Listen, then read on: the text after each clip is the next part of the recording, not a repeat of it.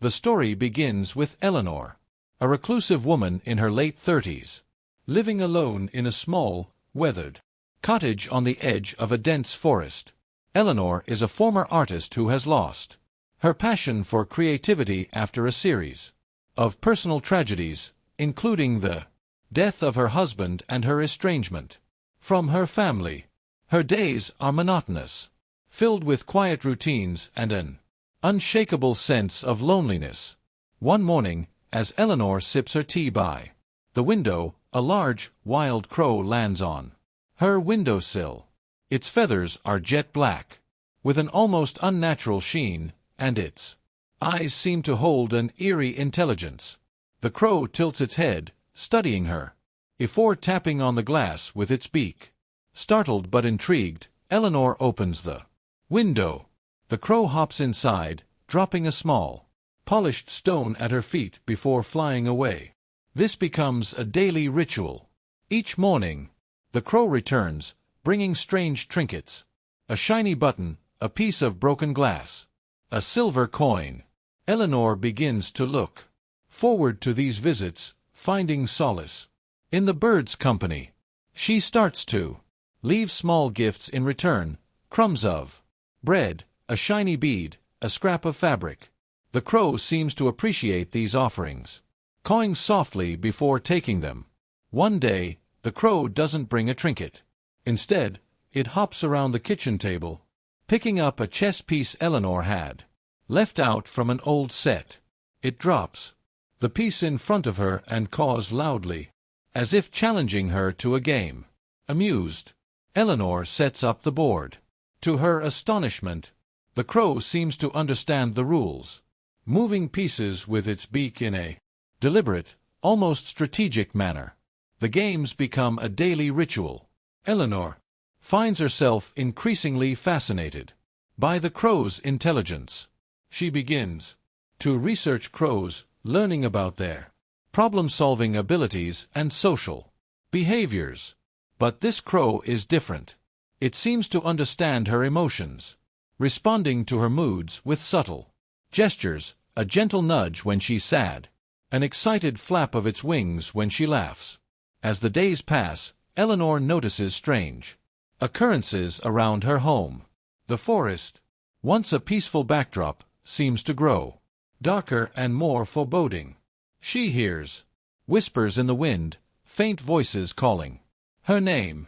At night, she dreams of the crow. But in her dreams, it's larger, more menacing, with eyes that glow like embers.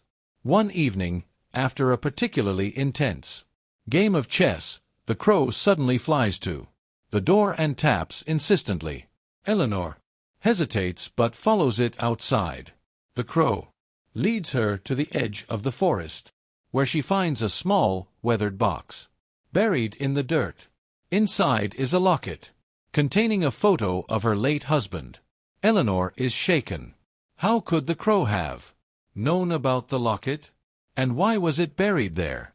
The crow caws once, a sound that echoes ominously in the stillness, before flying back to the house. Eleanor is left with a growing sense of unease. She begins to wonder if the crow is more than just a bird. Eleanor becomes obsessed with uncovering the crow's mysteries. She spends hours researching folklore and mythology, stumbling upon tales of crows as messengers between worlds, guides to the afterlife, or even shapeshifters. She starts to document her interactions with the crow in a journal, noting its behaviors and the strange occurrences that seem to follow it. One night, she awakens to find the crow perched at the foot of her bed, its eyes glowing faintly in the dark. It speaks not in words, but in her mind, its voice a blend of whispers and caws. It tells her it has chosen her for a purpose, that it needs her help to complete the game. Terrified but intrigued, Eleanor agrees to play along. The crow leads Eleanor deeper into the forest, where the trees grow thicker and the air grows colder. They come across a clearing with a circle of stones, each engraved with strange symbols. The crow instructs her to place the Trinkets it has brought her on the stones. As she does, the symbols begin to glow, and the ground trembles beneath her feet. Eleanor realizes too late that she has awakened something ancient and malevolent. The crow's true nature is revealed. It is a guardian of the forest, bound to protect a gateway between worlds. The games were a test, a way to gauge her worthiness. Now, she must help the crow seal the gateway before it's too late. As Eleanor and the crow work to complete the ritual, they are pursued by shadowy figures, manifestations of the entity, trying to break through the gateway. The forest becomes a labyrinth of nightmares, with trees that twist and groan, and paths that lead to nowhere. Eleanor is haunted by visions of her past, forced to confront her grief and guilt. The crow remains by her side, its presence a source of both comfort and fear. Begins to suspect that it has its own agenda, that it may be using her for its own ends. But she has no choice but to trust it as the shadows grow closer, and the gateway begins to weaken. In the climax, Eleanor and the crow reach the heart of the forest where the gateway is located. The entity's voice booms in her mind, offering her everything she's ever wanted: her husband returned to life, her family reunited, her artistic talent restored. All she has to do is abandon the crow and let the gateway open. Torn between temptation and duty, Eleanor hesitates. The crow, sensing her doubt, does something unexpected. It sacrifices itself, flying into the gateway and using its essence to seal it shut. The forest falls silent, the shadows dissipate, and the gateway is closed. Eleanor returns to her cottage, forever changed by her experience.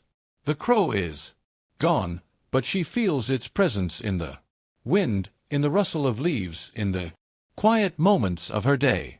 She begins to paint again, creating a series of works inspired by the crow and the forest.